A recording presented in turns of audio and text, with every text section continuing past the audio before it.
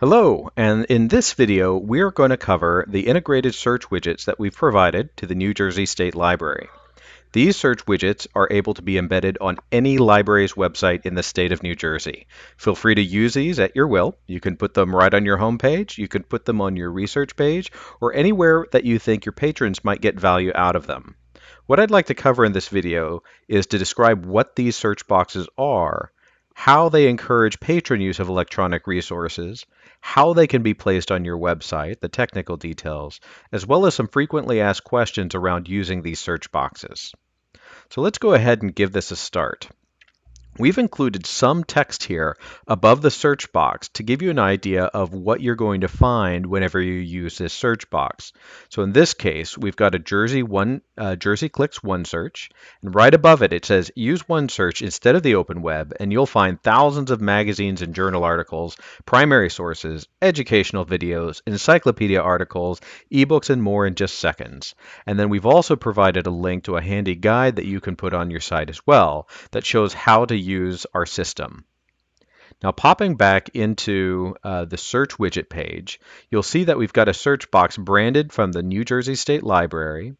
And here I've entered in the search terms gifted education, and I'll go ahead and click on go. In the state of New Jersey, residents will be authenticated by IP. That means there will be no need to log in to the New Jersey State Library. I'm recording this video from Texas, so I'm provided guest access instead of getting full access. But again, your users based in the state of New Jersey should be granted full access. We will provide another training session that will cover how to actually use this system to read full text and do advanced searching, as well as the widgets and apps that are included here. So in this video, we're going to focus on how to embed that search experience into your library's website. So again, this first search box searches across the entire OneSearch experience. Again, thousands of magazines and journal articles provided through the New Jersey State Library. However, if we scroll down a bit further on this page, you'll also see a Consumer Reports widget. Here you'll see the bright green Consumer Reports brand, and what we've found with other libraries out there is that if you include a box like this that has a very recognizable title, like Consumer Reports, that many of our patrons are looking to access, it's a great way to introduce them to the wealth of materials that you're able to provide them through the New Jersey State Library. So for example, if I'm in the market for a used car and I see this Consumer Reports logo on my library's research page or my library's home page, I can zoom right here and type in used cars and hit go. And this again will take them into Jersey Clicks One Search. The key difference here is that we are limited to results from Consumer Reports. You can see at the top of the results list here that I've got this bright yellow banner that says I'm only searching Consumer Reports, and that I can click here to expand to thousands of other magazines and journals.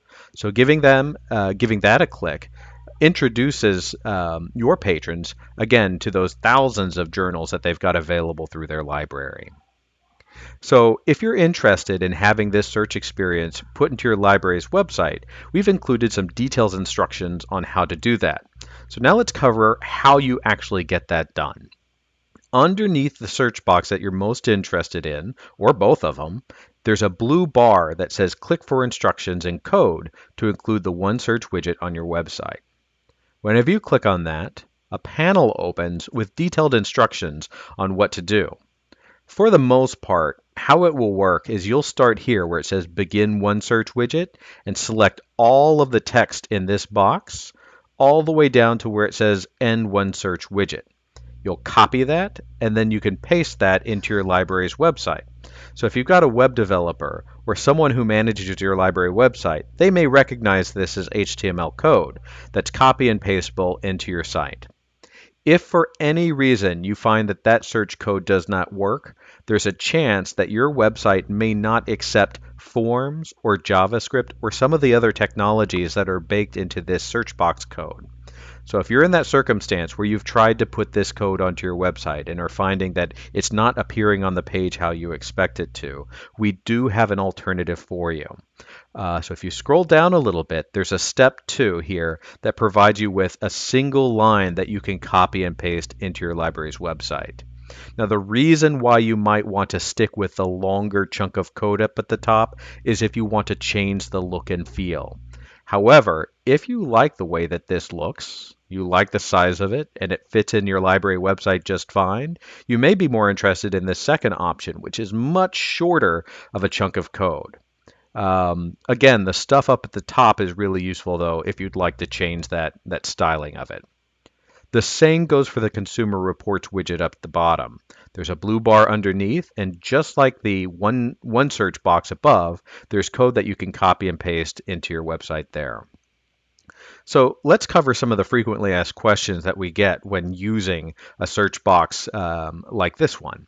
The question we most frequently get is, will this work with my content management system? So for example, if your library website is run with WordPress or Drupal or LibGuides or some system like that that makes it easy for you to create a website without knowing any HTML code, chances are this code will work just fine. You may have to select the HTML editor option as you're pasting it in to the boxes that your content management system gives you to put in new content onto your web pages. We have tested this code with a number of content management systems, and for the most part, we find that they're all pretty accepting of this code. But as a reminder, if you find that yours doesn't, you can always use this iframe code. And we've had a lot of success with this one and have not found a content management system yet where this fails. The other question involves styling of it. Like if you want this to be a bit wider, or you'd like your own library's branding to be somewhere here, or you want to just change the sizing of the font in order to match your website a little bit better. You can change the styling if you're using this first version of the code. In fact, if you take a quick peek and you're familiar with the term CSS, you'll probably recognize this chunk of code at the top. So for example here, I can see that the border is supposed to be thin and solid, and this code right here stands for a light gray. I see where my box shadow is set. That's the little kind of subtle shading you see around the box.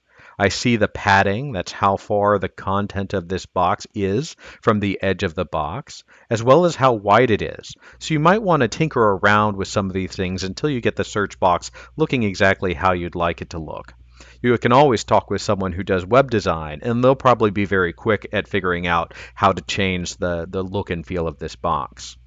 I will have to say that our customer support at EBSCO is not equipped to assist with any styling questions.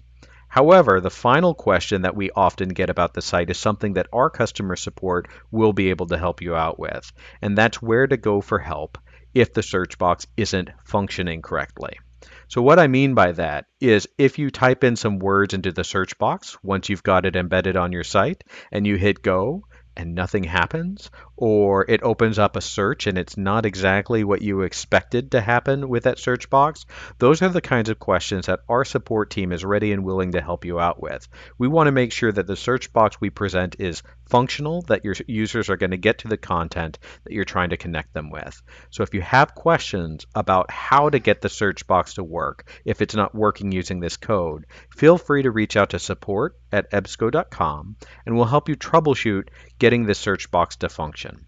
Again, we don't do we're unable to do much styling help with it. But if there is something functionally incorrect about it, we're ready to get you going with that. If you have any other questions, again, don't hesitate to contact us. Support@ebsco.com will route you to your EBSCO support representative who can get you some assistance.